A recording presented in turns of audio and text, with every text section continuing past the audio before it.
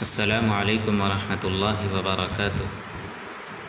آپ نے حضرت لقمان حکیم علیہ السلام کا تو نام سنا ہی ہوگا، جو اپنی حکمت اور دانائی میں بہت مشہور ہیں۔ ان کے حالات میں لکھا ہے کہ ایک دن انہوں نے اپنے بیٹے کو نصیحت کرتے ہوئے فرمایا کہ بیٹے، خدا کی طرف سے چاہے کیسی ہی مصیبت آئے تو اس بات پر یقین رکھ کہ وہ تیرے حق میں نعمت اور خیر و برکت ہی ہوگی۔ جب آپ یہ نصیحت کر چکے تو اس کے بعد آپ نے فرمایا کہ ہم نے سنا ہے کہ فلاں گاؤں میں ایک نئے نبی تشریف لائے ہیں، چلو ان سے ملنے کے لیے چلیں۔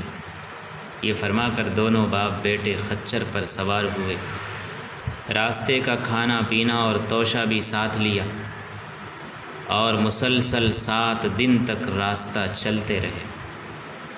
اتفاقاً 8ویں دن راستہ بھول کر ریگستان کے جنگل میں جا نکلے۔ جب دوپہر کا وقت آیا تو تمام جنگل آگ کی طرح تپنے لگا، خچروں کے پیر ریت میں دھس گئے۔ رات دن کی منزلیں طے کرنے سے جانور نیم جان ہو کر گر پڑے، ناشتہ ختم ہو گیا۔ حضرت لقمان علیہ السلام خچروں کو چھوڑ کر پیدل ہی روانہ ہو گئے۔ بہت دور جانے کے بعد صاحبزادے کے پیر میں ایک ہڈی چبھی اور خون نکلنے لگا۔ حضرت لقمان نے اس ہڈی کو بڑی مشکل سے نکالا، جس کی تکلیف سے صاحبزادہ بے ہوش ہو کر زمین پر گر پڑا۔ جب ہوش آیا تو بیٹے نے حضرت لقمان سے عرض کیا کہ ابا جان، آپ ہمیشہ یہ فرماتے تھے کہ خدا کی طرف سے کیسی ہی مصیبت آئے مگر وہ بندے کے حق میں بہتر ہی ہوتی ہے۔ اب آپ یہ فرمائیے کہ جو کچھ تکلیف ہم کو پہنچی ہے اس میں کیا خیر ہے، بلکہ بظاہر اس تکلیف سے تو ہم بڑی خیر سے محروم رہ گئے۔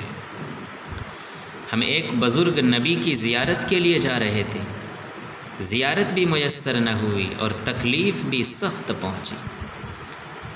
حضرت لقمان نے فرمایا کہ میرے بیٹے، ضرور یہ مصیبت ہمارے حق میں راحت اور نعمت ہوگی، شاید کوئی اور اس سے بڑی بلا اور مصیبت ہمارے اوپر نازل ہونے والی ہوگی، جس کو خدا نے اس چھوٹی سی مصیبت کی صورت میں بدل دیا ہے۔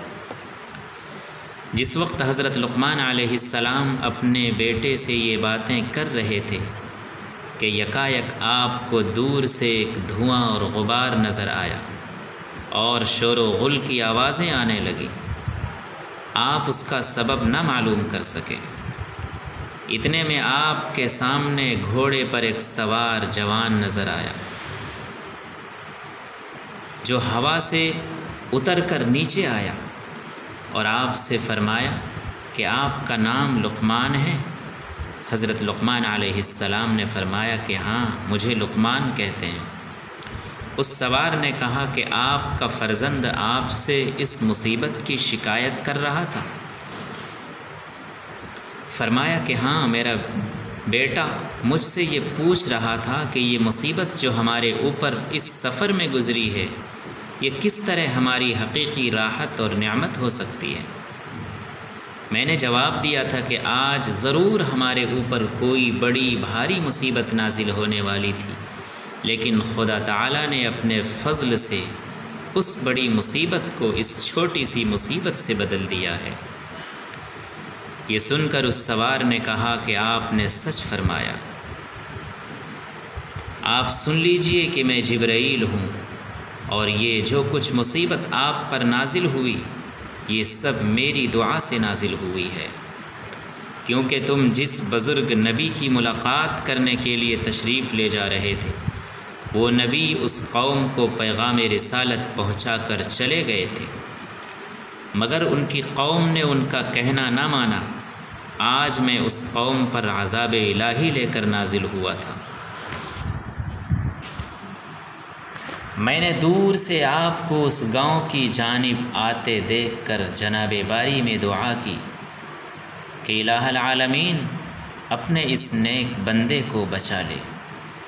میری دعا سے خدا نے آپ کو اور آپ کے بیٹے کو اس مصیبت میں مبتلا کر کے راستہ چلنے سے روک دیا۔ اگر ایسا نہ ہوتا تو آپ ضرور اس گاؤں میں پہنچ جاتے اور آپ بھی اس عذاب میں شامل ہو جاتے اور آپ بھی ایک معذب قوم کے ساتھ مر جاتے اور زمین میں دھسا دیے جاتے۔ خدا تعالیٰ نے اس قلیل مصیبت کے سبب سے آپ کو بڑی مصیبت سے بچا لیا، اور وہ دھواں اور غبار اور شور و غل جو آپ نے میرے ملنے سے پہلے سنا تھا وہ اس بستی کے زمین پر گرنے اور زمین کے نیچے دھسنے کی وجہ سے تھا۔ الحمدللہ کہ خدا نے آپ کو محفوظ رکھا۔ یہ کہہ کر حضرت جبرائیل امین علیہ السلام حضرت لقمان کے بیٹے کے پاس آئے اور ان کے زخم پر کہ جہاں ہڈی چبھی تھی اپنا ہاتھ پھیرا۔ خدا نے ان کا زخم اچھا کیا۔ پھر حضرت جبرائیل علیہ السلام حضرت لقمان کو ساتھ لے کر وہاں آئے کہ جہاں آپ کے خچر مردہ پڑے ہوئے تھے۔ دونوں خچروں کو حضرت روح الامین نے ہاتھ لگایا، خچر زندہ ہو کر کھڑے ہو گئے۔ پھر ان کے پانی کا مشکیزہ اور ناشتے کے تھیلی کو مس کیا، وہ پانی سے اور یہ ناشتے سے پر ہو گیا۔ پھر فرمایا کہ آپ دونوں اپنی اپنی سواری پر سوار ہو جائیں۔ یہ دونوں باپ بیٹے سوار ہوئے۔ حضرت جبرائیل نے ان کی سواریوں کو پیچھے سے ہانکا اور کل 7-8 قدم سواریاں چلی ہوں گی کہ سامنے سے حضرت لقمان کا شہر نظر آنے لگا۔ کل 7 قدم میں 7 دن کا راستہ طے ہوا۔ حضرت لقمان علیہ السلام اپنے گھر تشریف لائے اور حضرت جبرائیل وہاں سے غائب ہوئے۔ ناظرین، سچ ہے کہ مولا جو کچھ کرتا ہے وہ سراسر نعمت اور بہتر ہوتا ہے۔